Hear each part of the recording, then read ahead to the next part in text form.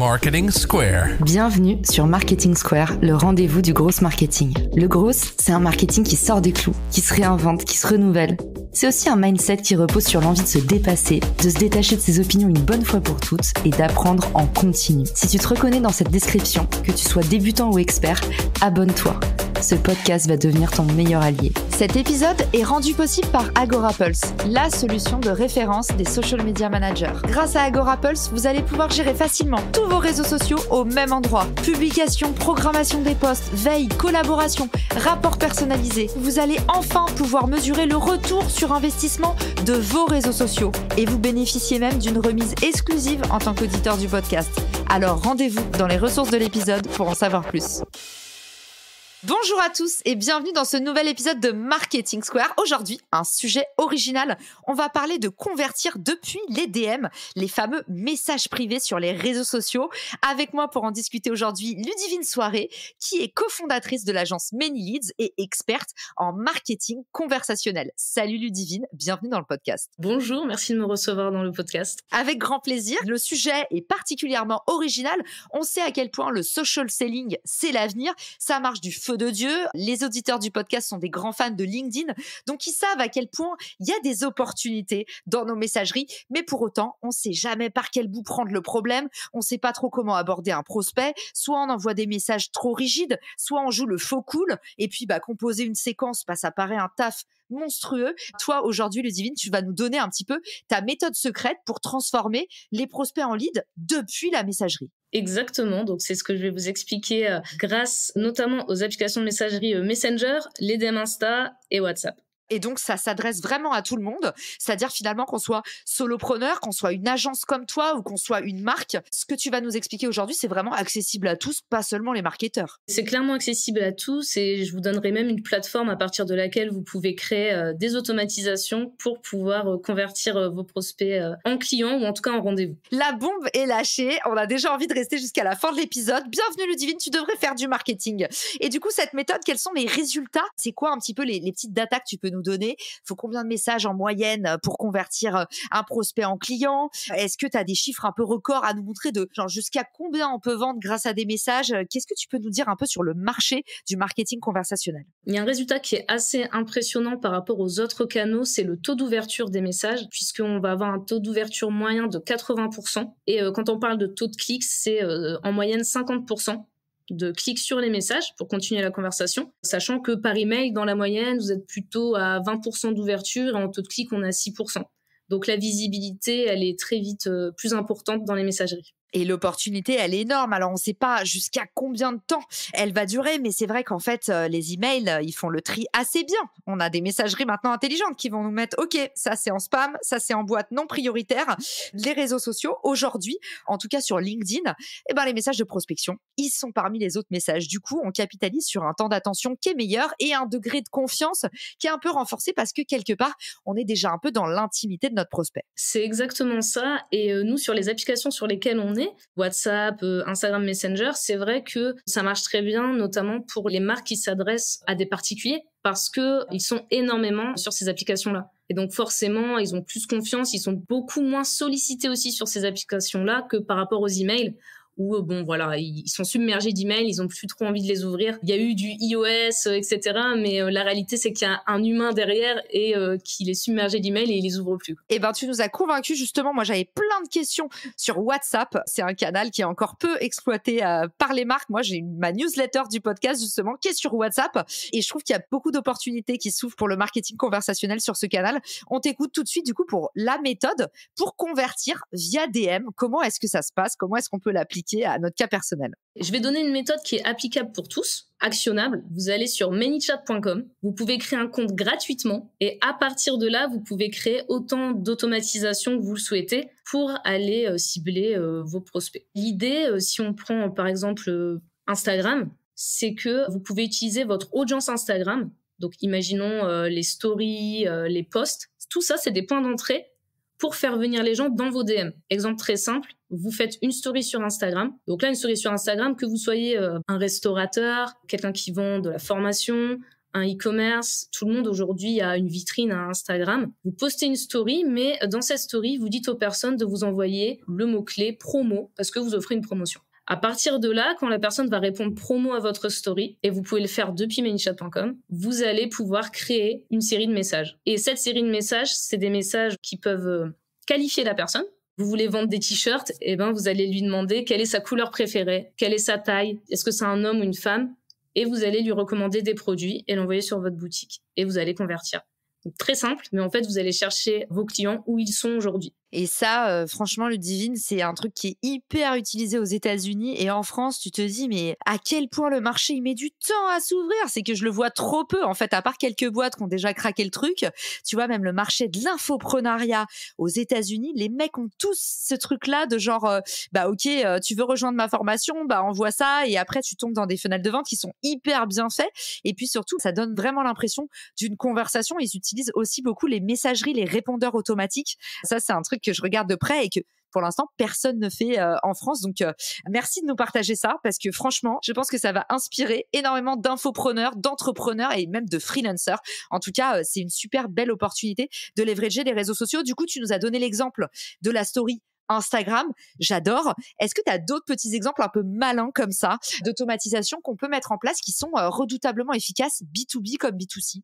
Le moyen qui est super, c'est d'offrir un cadeau que votre audience veut vraiment. Par exemple, sur Instagram, c'est de faire un réel Insta. Les gens, vous leur dites de commenter. Vous voulez offrir un livre blanc, vous allez dire à toute votre audience de commenter le mot livre pour le recevoir directement dans leur DM. En organique, sans payer de pub, ça va pousser votre contenu et vous vous retrouvez parfois avec 1000, 2000 commentaires. Parce qu'il faut savoir qu'aujourd'hui, on peut répondre directement aux commentaires en automatique, donc remercier la personne pour son commentaire et ensuite lui envoyer le livre blanc directement en DM.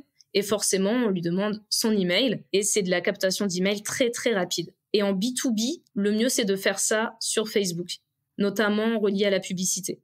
La même méthode, mais avec de la pub. Il n'y a pas un risque, Ludivine? Tout de suite, on est en train de se dire, mais attends, beaucoup d'auditeurs du podcast, c'est des LinkedIniens aguerris. Ils savent que LinkedIn punit le contenu dupliqué et donc tous ces commentaires qui se ressemblent. Est-ce qu'il y a un risque à passer par ces outils d'automatisation pour les réseaux sociaux, que ce soit parce qu'ils peuvent épingler le fait qu'il y ait des commentaires dupliqués ou juste faire la guerre tout simplement à ces outils d'automatisation qui sont potentiellement plugués quelque part et c'est possible de les détecter? Est-ce que tu as des points de vigilance pour nos auditeurs? Il faut faire attention à la plateforme qu'on utilise. Il en existe plusieurs. Vous pouvez taper plateforme marketing conversationnel sur Internet et trouver celle qui vous correspond le mieux. Mais il faut vérifier qu'elle soit Meta partenaire, donc partenaire de Meta, ce qui signifie qu'elle utilise l'API de Meta. Parce que tout ça, en fait, c'est Meta qui l'a ouvert. Il faut savoir que c'est un gros enjeu pour eux de monétiser les applications de messagerie. Et du coup, c'est pour ça qu'on a tous les mois des nouvelles fonctionnalités sur ces applications. Il faut vérifier qu'ils soient connectés à l'API de Meta.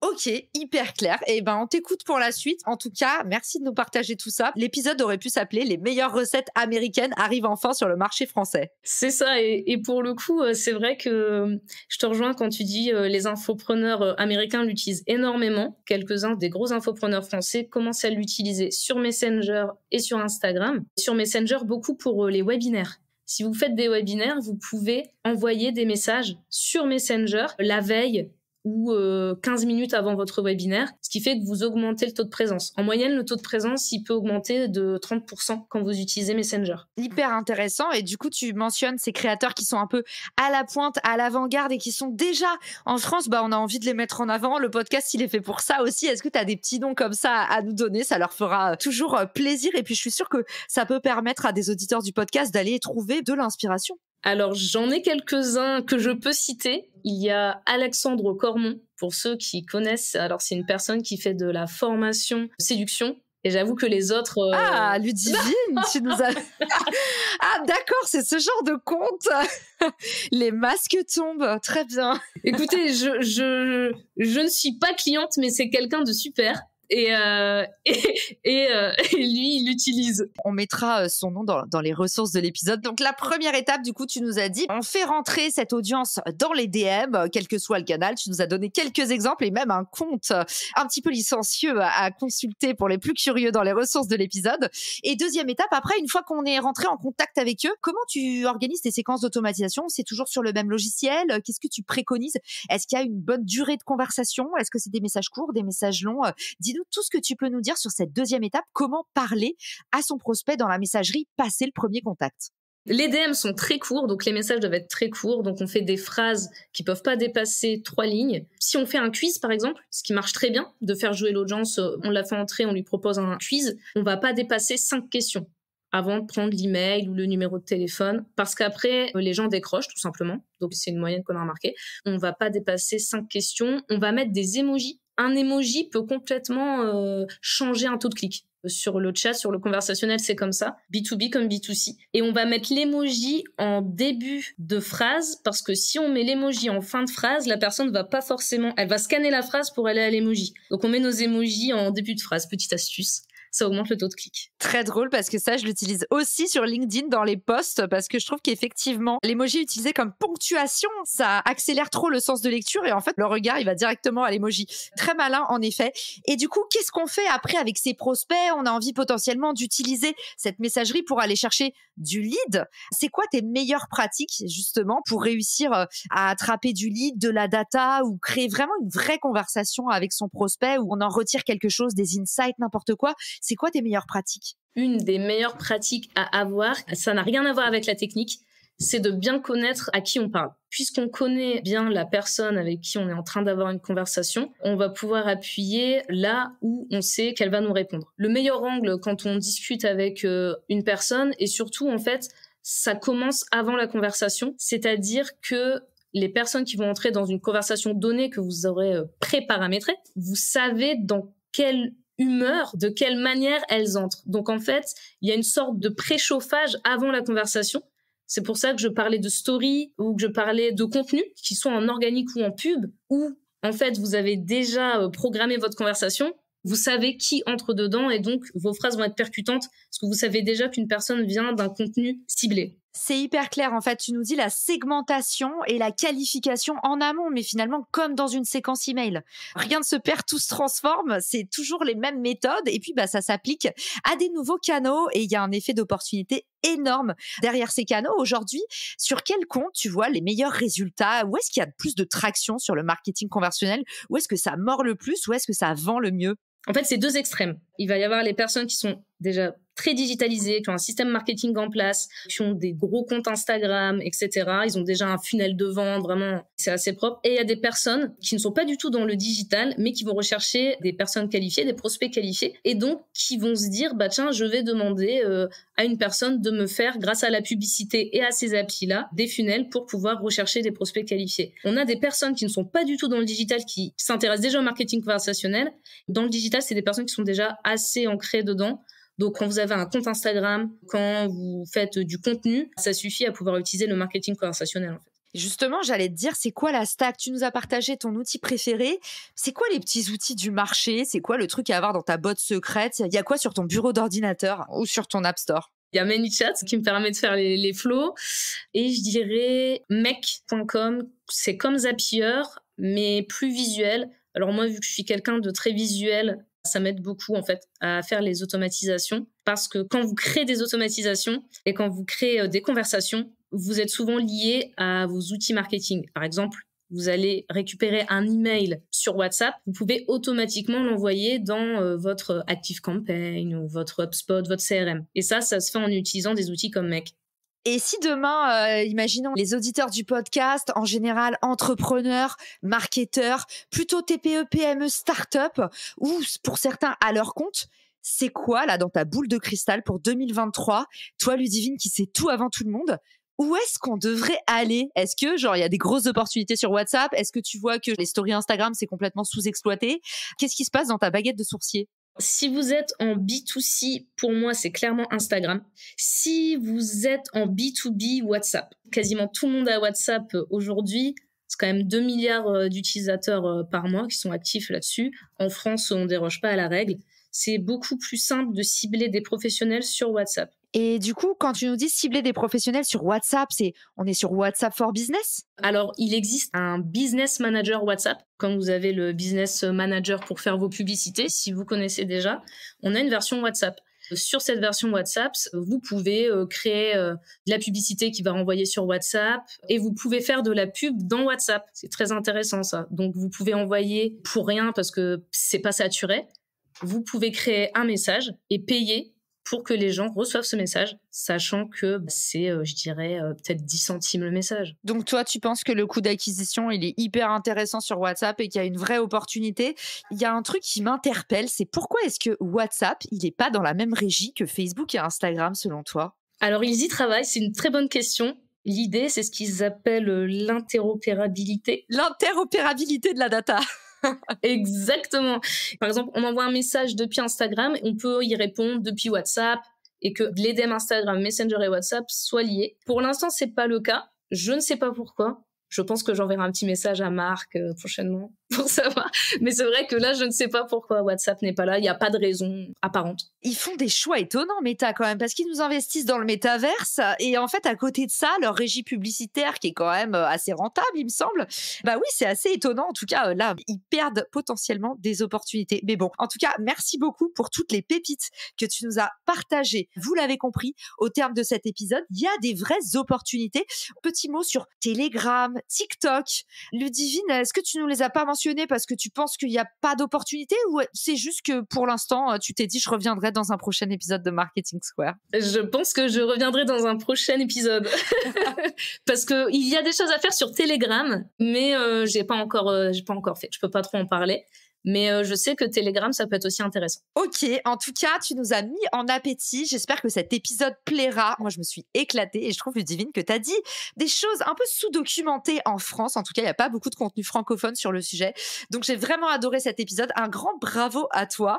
Et j'espère que tu reviendras nous voir très, très vite dans le podcast pour nous documenter d'autres façons malines d'aller faire de l'outreach. On parle toujours du cold email, on parle toujours du cold phoning. Et aujourd'hui, on a parlé marketing conversationnel. Et puis, c'est pas fini. Merci à tous pour votre écoute. Et Ludivine, dis-nous vite où est-ce qu'on peut te retrouver. Alors, vous pouvez me retrouver sur LinkedIn, Ludivine Soirée, et sur YouTube, Ludivine Soirée. Je fais des tutos si vous voulez mettre en place les stratégies. Merci beaucoup, Ludivine, d'avoir été avec nous. Rendez-vous sur YouTube pour aller regarder les tutos de Ludi. Et puis, à très vite dans un prochain épisode. Ciao! Si cet épisode te plaît, tu peux le partager en me taguant ou lui laisser 5 étoiles sur Apple Podcasts. Marketing Square.